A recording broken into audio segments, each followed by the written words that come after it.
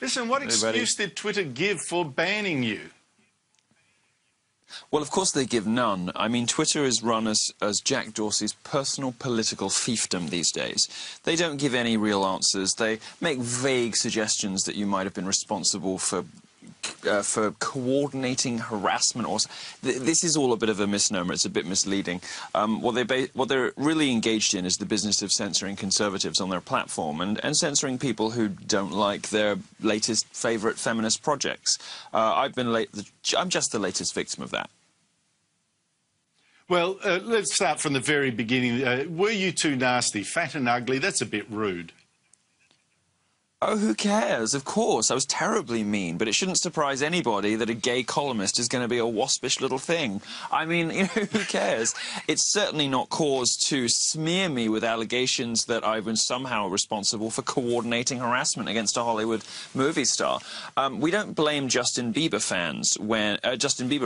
when his fans cut themselves. We don't blame Beyonce fans when her fans go after Taylor Swift. Nor am I responsible, merely by dint of my popularity, for things that the 300 million other people on Twitter say, and it's absurd to suggest that I am. This is instead, really, a campaign to rid the platform of those who have political views that Jack Dorsey, Twitter's CEO, doesn't like. And this is going to worry investors, it should worry customers, it's going to destroy trust in the platform because it demonstrates that he doesn't really have a commitment to maximising shareholder value. He doesn't really have a commitment to making this the free speech platform he always claimed he wanted it to be. Instead, he's using it as a weapon. He's using it as an influential tool in the upcoming US elections. And if you step off reservation ideologically, he will come for you. Interesting thing to note, I'm not the first prominent public person to have been banned from Twitter. Recently, Azealia Banks, the black female rapper, was banned. Why?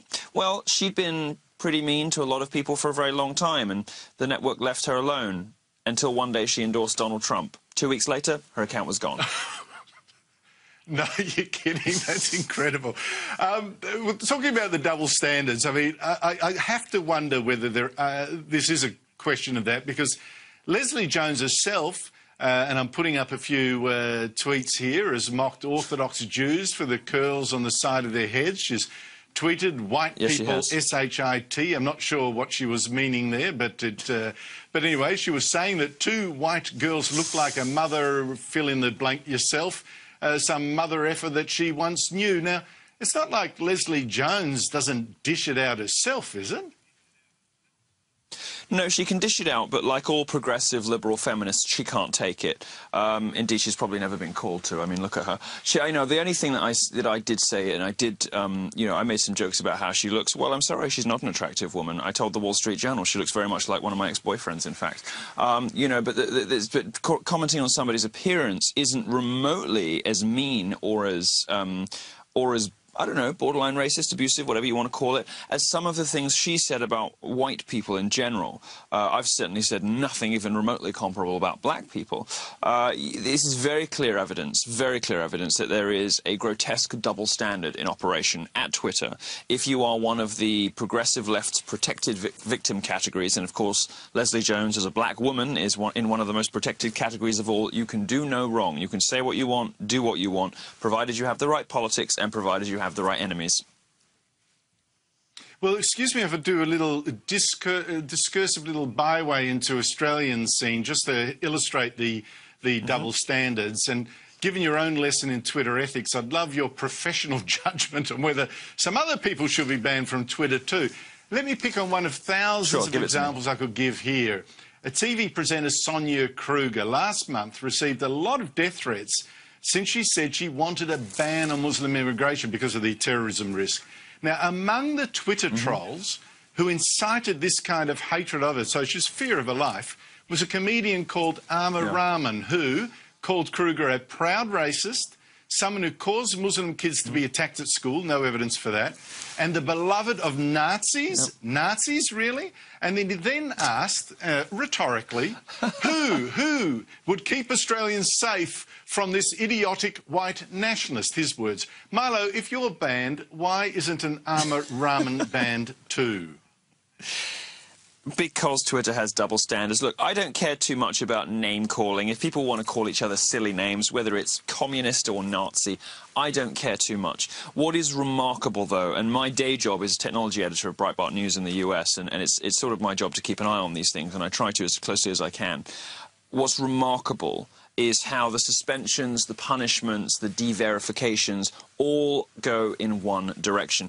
You have a couple of weirdos in Australia I'm familiar with. It's some sort of very damaged girl called Clementine Ford, I think her name is. You know, professional provocateurs, professional mischief makers who can dish out the most appalling abuse and can say the most terrible things about their enemies, about men, about white people, you name it. But they will never be at risk of losing their Twitter account, because this isn't really about abuse or harassment, it's about politics. But apart from all this, apart from the double standards and apart from the apparent bias of Facebook and Twitter, there's a real serious issue here. Are you scared of the power of these two? And I know they're entitled to it. These are commercial companies, right? It's not like the Post Service or something. But are you scared of the power of these new technologies to disappear people from the public sphere? Well, there is something a bit Orwellian and sinister about how Facebook and Twitter can sort of unperson you. But in the long term, I'm not too worried. And the reason for that is that all these social networking businesses well, let me put it this way. When I went to the White House to talk to Josh Earnest, the White House, so Obama's spokesman, about the loss of my verification badge in January, Twitter sort of gave me a slap on the wrist by taking my verified badge away before suspending me more recently. What he said, which I found very remarkable, was that the president would be the first person to affirm that the success of these businesses rests on their commitment to First Amendment principles. Now, of course, you can't commit a private enterprise to obeying the First Amendment. What you can remind them, though, is it's simply good business to do so. Once you start sending conservatives the message that they're not welcome on your platform, once you start telling people that if they are too mischievous or too dissident or too bitchy or too mean or too sarcastic or too catty, well, you may as well say goodbye to every gay guy on the network, let me tell you.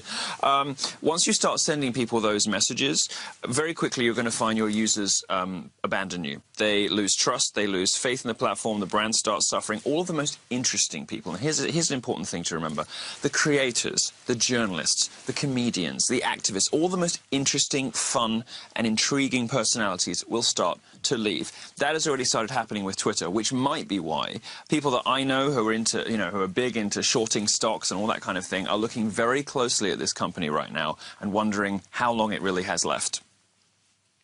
No, but Milo, the option of leaving and choosing an alternative only really seriously exists when there is an alternative. What is the alternative to Twitter right now?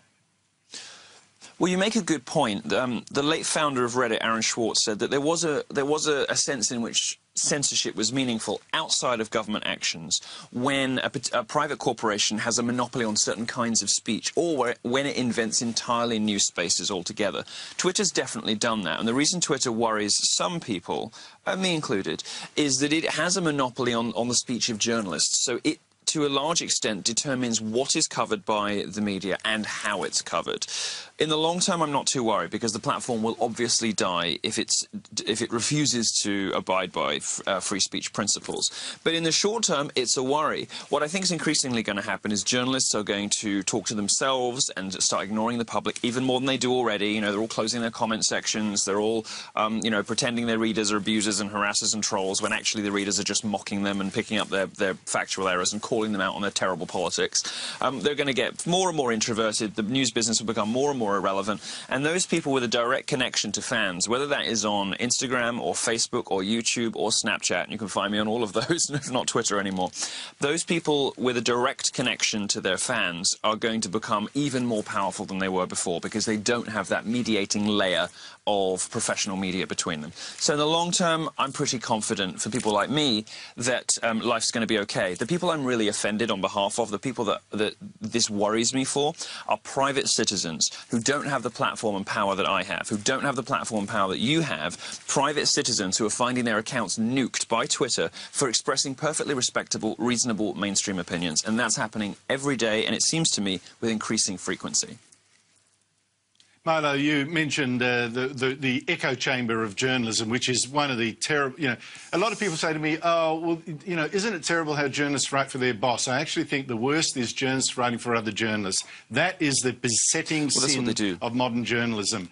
They do, and that gets this echo chamber effect. But here's the problem, of course.